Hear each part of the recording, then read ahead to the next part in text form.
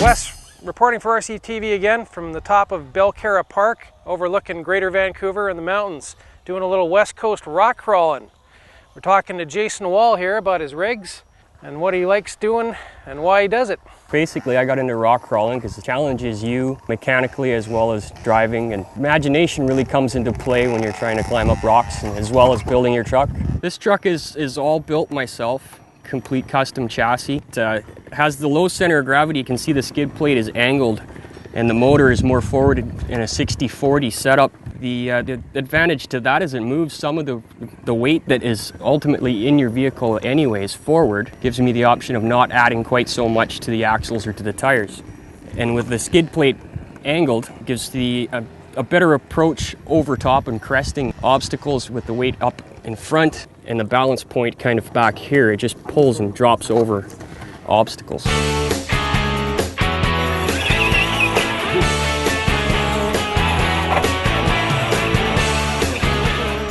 Sometimes a little bit of momentum will help you up a little smoother. Basically on the way up, you just kind of want to avoid getting anything caught under your axles or your chassis. Try and put your tires on the obstacles for the most part. This particular line you can get caught on pretty easily if your tire drops off the edge there. Oh, look at that, I actually made it up. It's a pretty difficult line and you don't always make it up it.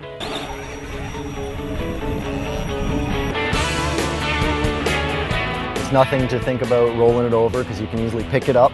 No one's hurt. You don't have to worry about passengers or collateral damage, as it were.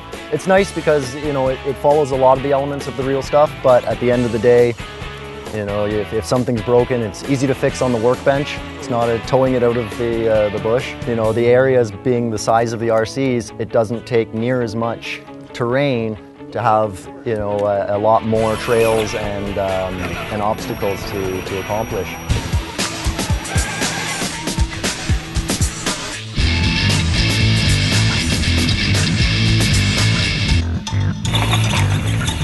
Oh my. We'd like to thank the Lower Mainland Rock Crawling Association for having us out today, and the beautiful mountains, the fresh air, and having fun on the rocks.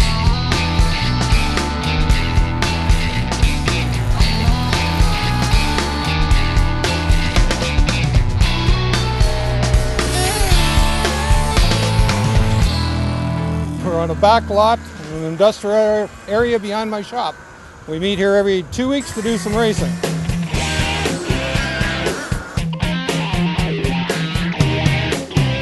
We're able to come here and play every second Sunday for 1/8 and 1/10 scale cars.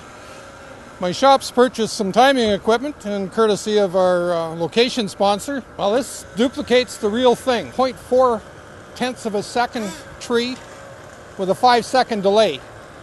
So when these two cars stage, 5 seconds later the lights come down, the race is on.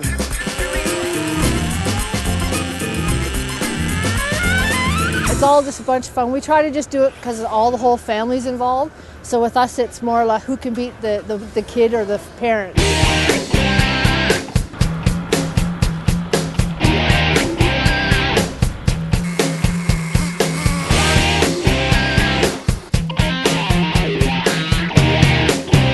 This is a 1948 Fiat Topolino, fuel altered.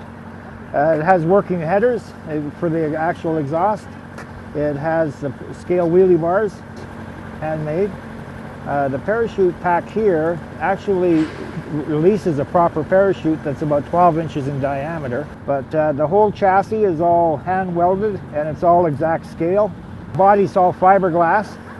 It runs on 40% nitro, though we have had it as high as 60%. Paint was all done by a fellow here in town named Dal Baker out of Out West Graphics. We run it every single time we have a race.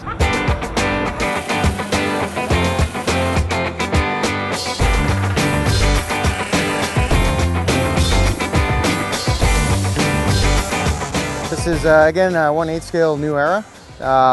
a lot of modifications. I have a machine shop, and what I do is I manufacture not only the rims, flex plates, to really make these cars hook up and go. Originally the tires that were on here are only 2 inches wide.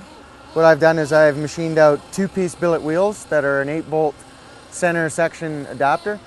The motor, what I've done is I've taken the sleeve out of the engine and I have done a porting and polishing into it, so it turns possibly a good 10,000 RPM more than factory.